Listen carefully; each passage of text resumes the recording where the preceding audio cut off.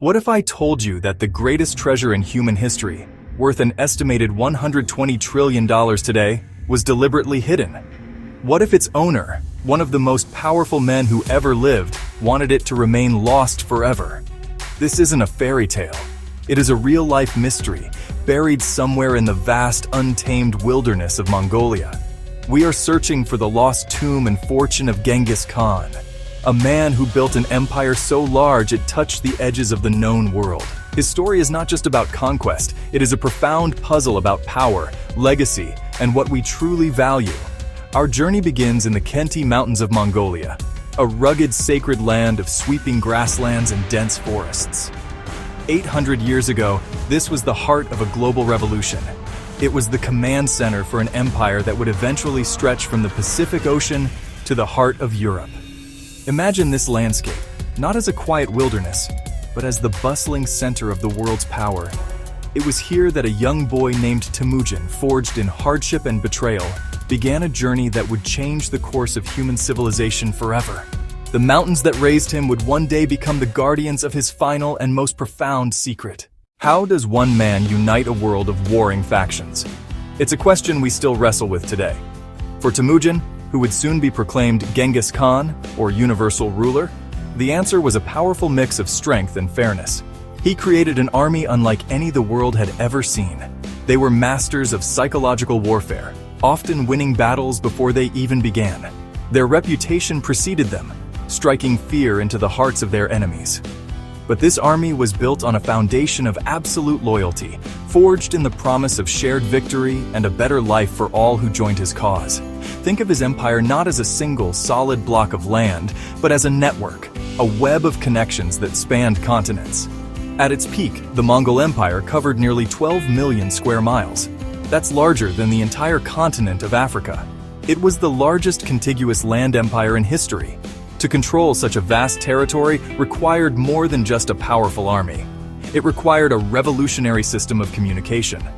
Genghis Khan established the Yam, a sort of ancient pony express, with relay stations set up across the empire.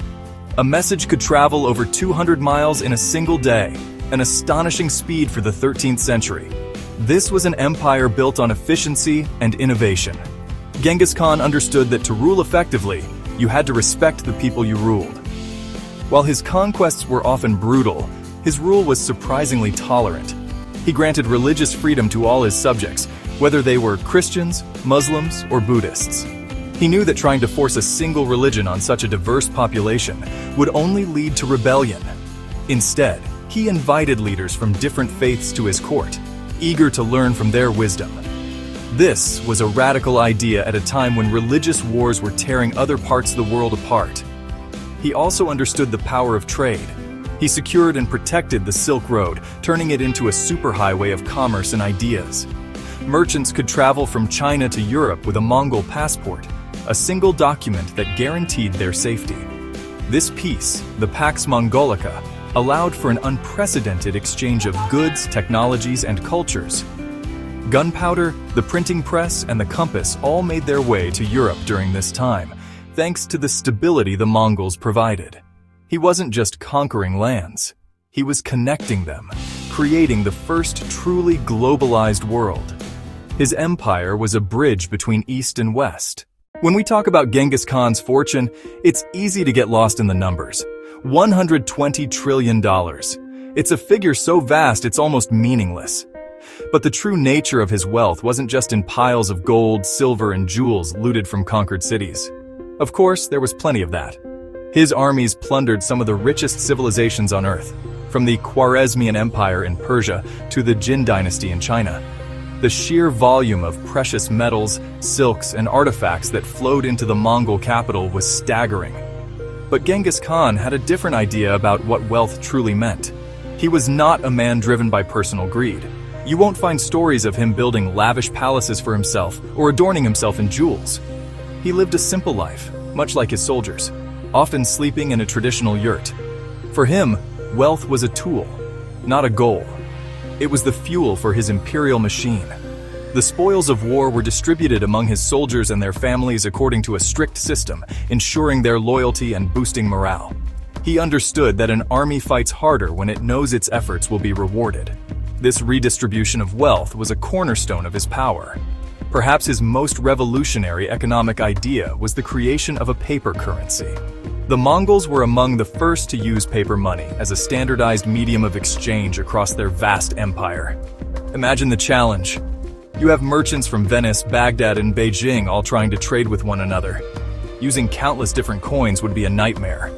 By creating a single state-backed currency, Genghis Khan and his successors streamlined commerce on an unimaginable scale. This innovation was, in many ways, more valuable than all the gold in his treasury. It was an investment in the economic stability of his world. This is the treasure that is often overlooked. It wasn't just a static hoard of riches, it was a dynamic economic system. He took the wealth of the world and put it to work, creating infrastructure, securing trade routes, and funding further expansion. This system was the true source of the Mongol Empire's strength and longevity. So when we ask what happened to his fortune, we must consider that much of it was never meant to be buried. It was invested, circulated, and transformed into the very fabric of the world he built. The gold is just one part of a much larger and more fascinating story. So we come back to the final mystery, the burial of Genghis Khan. Legend says that when he died in 1227, his body was returned to his homeland in Mongolia. He had given explicit instructions for his burial site to be kept a secret. 1,000 soldiers escorted his funeral procession, killing every person and animal they encountered along the way to ensure no one could ever reveal the location. After the tomb was sealed, those 1,000 soldiers were themselves executed by another group of soldiers who were then also killed. A river was supposedly diverted to flow over the grave, erasing it from the landscape forever. Why such extreme secrecy? Some believe it was to protect the immense treasure buried with him from robbers. It is said that the spoils from his entire life of conquest were laid to rest with him, creating a tomb of unimaginable value. Others suggest a more spiritual reason. For the Mongols, a person's spirit resides in their final resting place. To disturb the grave of Genghis Khan would be to disturb the soul of the Mongol nation itself. The secrecy was a sacred duty, a way to protect their founding father and the spiritual heart of their empire for all eternity. This mystery continues to shape our world. To this day, the location of his tomb remains one of archaeology's most sought-after prizes. Modern technology, from satellite imagery to ground-penetrating radar, has been employed in the search, but the Khenti Mountains have held on to their secret. The search is also a source of controversy.